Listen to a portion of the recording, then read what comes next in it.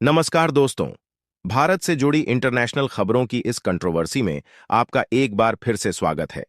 कुछ important international highlight खबरों की बात करें तो बांग्लादेश भारत के लिए दिन पर दिन हमदर्द बनता जा रहा है, क्योंकि हाल ही में खबर निकल कर आ रही है कि बांग्लादेश में इस उथल-पुथल के समय चीन और अमेरिका बीच में कूदने की कोशिश कर रहे हैं।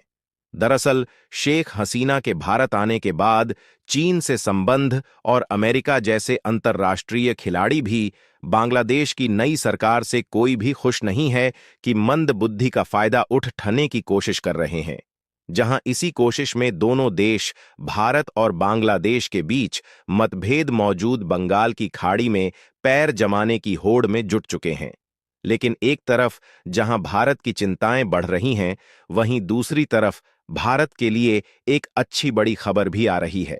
क्योंकि बांग्लादेश में उथल-पुथल के बीच वहां के टेक्सटाइल व्यापारी दूसरे और अन्य देशों से कॉटन इंपोर्ट नहीं कर पा रहे हैं, जिसके कारण वैश्विक मार्केट से भारत को एक बहुत बड़ा फायदा मिलने जा रहा है। क्योंकि देखा जाए तो बांग्लादेश में कॉटन यानी कि सप्लाई न हो पाने के कारण दूसरे देशों के द्वारा सप्लाई चयन को पूरी तरह से भारत की ओर मोड़ने की शुरुआत की जा रही है, जबकि भारत अभी तक बांग्लादेश में गारमेंट का सबसे ज्यादा प्रोडक्शन होने के कारण दुनिया भर के अनेकों देश में ज्यादातर कॉटन बांग्लादेश खरीद रहा था, जिससे भारत की जरूरत के हिसाब से कॉटन की सप्लाई नहीं हो पा रही थी।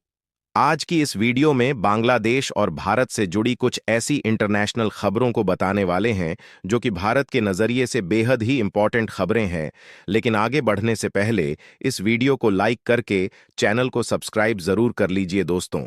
लेकिन इससे हमारी काफ़ी बड़ी मदद होती है। असल में देखा जाए तो बांग्लादेश में तख्ता पलट हुए लगभग 1 महीना हो रहे हैं, जबकि लेकिन अभी भी बांग्लादेश के हालात सामान्य होने का नाम नहीं ले रही है और हिंदू पर अल्पसंख्यकों पर होने वाले अत्याचार को लेकर भी बांग्लादेश की नई सरकार मोहम्मद यूनुस की तरफ से कोई ठोस कदम नहीं उठाया गया, जिससे बांग्लादेश अभी भी आधी से ज्यादा कंपनियां और फैक्ट्रियां बांग्लादेश में बंद पड़ी हैं और उनके चालू होने की उम्मीद नजर नहीं आ रही है। और क्योंकि जिस तरीके से बांग्लादेश की नई सरकार के शुरुआती कारनामे नजर आ रहे हैं, जैसे देखा जाए तो इस बात की उम्मीद बहुत ही कम है कि जल्द ही बांग्लादेश की स्थिति सामान्य होगी। भारत और बांग्लादेश की कंपनी और फैक्ट्रियां दोबारा जल्द ही चालू हो पाएगी। लेकिन आपको बता दें कि बांग्लादेश के इन हालातों का असर केवल भारत पर ही नहीं पड़ रहा है, बल्कि दुनिया के अनेकों देश में के कई अन्य देशों पर भी देखने को मिल रहा, जो कि अपने कई कारोबार बांग्लादेश के बलबूते ही चला रहे थे। भारत और कमाल की बात यह है कि भारत को इस आपदा के बीच एक नया अवसर मिल चुका है, जिससे भारत एक ऐसे सेक्टर में धूम मचाने जा रहा है, जैसे कि कई कंपनियां जिस सेक्टर में बांग्लादेश के कारण अभी तक भारत पिछड़ा हुआ था। आज हम बात कर रहे हैं भारत के अनेकों प्रोजेक्ट के बारे में, गारमेंट्स सेक्टर की, जिस सेक्टर में बांग्लादेश के कंपटीशन के चलते ही भारत और बांग्लादेश को इंटरनेशनल मार्केट में पीछे हटना पड़ता है। लेकिन अब जब बांग्लादेश की गारमेंट और टेक्सटाइल मैन्युफैक्चर करने वाली कंपनियां ज्यादातर बंद ही पड़ी है, तो बांग्लादेश में कॉटन का इंपोर्ट काफी ज्यादा कम हो चुका है। इसलिए क्योंकि ज्यादातर गारमेंट और टेक्सटाइल से बने जो प्रोडक्ट मैन्युफैक्चरर किए जाते हैं, उनमें ज्यादातर कंपनियां कॉटन का इस्तेमाल किया जाता है। लेकिन अब जब दूसरे देश के एक्सपोर्टर बांग्लादेश में कॉटन का एक्सपोर्ट करके कमाई कर रहे थे, तो उनका घाटा हो रहा है। अब इसीलिए हाल ही में खबर निकल कर आ रही है कि अनेकों देश के कॉटन एक्सपोर्टर जो बांग्लादेश में कॉटन की सप्लाई करते हैं, अब खबर निकल कर आ रही है वह अपनी सप्लाई को भारत की ओर मोड़ने का विचार बना रहे हैं। क्योंकि देखा जाए तो भारत भी पिछले कई सालों से गारमेंट और टेक्सटाइल प्रोडक्शन को साल दर साल बढ़ाता जा रहा है। और आपको बता दें कि आज के समय में अमेरिका, यूरोपीय यूनियन और यूएई जैसे बड़े बड़े और अन्य देशों में भारत के द्वारा टेक्सटाइल का एक्सपोर्ट किया जाता है, जहां आज के समय में 100 से अधिक ऐसे देश हैं जो कि भारत से टेक्सटाइल और गारमेंट्स प्रोडक्ट खरीदते हैं।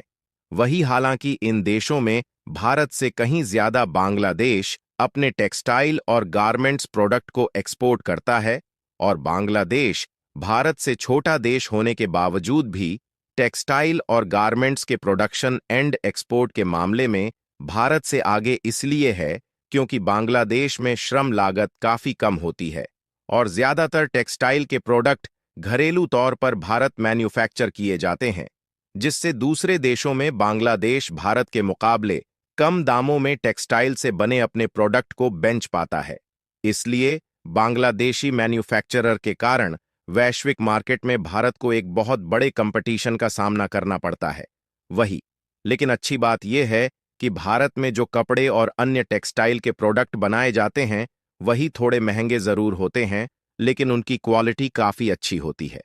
बांग्लादेश इसलिए जिन देशों के गारमेंट और टेक्सटाइल मार्केट पर भारत ने एक बार एंट्री मारी है वहां से लौटना नहीं पड़ा है और उन मार्केट में भारत की कंपनियों का व्यापार काफी अच्छा चल रहा है। लेकिन बांग्लादेश की लगभग 50% फैक्ट्री जब बंद होने के कारण बांग्लादेश के द्वारा इन देशों की सप्लाई चेन लगभग टूट गई है। इसलिए भारत, जिससे इन देशों में इंडियन गारमेंट्स और टेक्सटाइल प्रोडक्ट की डिमांड काफी ज्यादा बढ़ गई है, जिसके नतीजतन भारत की कंपनियों के पास पहले से ज्यादा ऑर्डर रिसीव होना शुरू हो रहे हैं, जिसके कारण भारत में कॉटन की रिक्वायरमेंट काफी समय ज्यादा बढ़ गई। और यदि ऐसे समय में जिस तरीके से कॉटन एक्सपोर्ट करने वाले देशों का झुकाव भारत की ओर दिख रहा है, बांग्लादेश अगर उनके द्वारा भारत में कॉटन की सप्लाई बढ़ा दी जाती है तो भारत को दुनिया भर के मार्केट में टेक्सटाइल इंडस्ट्री काफी ज्यादा बना लेगा। हाँ, तो दोस्तों, आपको वीडियो अच्छी लगी हो तो वीडियो को लाइक करें, चैनल को सब्सक्राइब करें, अपने दोस्तों को ज्यादा से ज्यादा शेयर करें। धन्यवाद।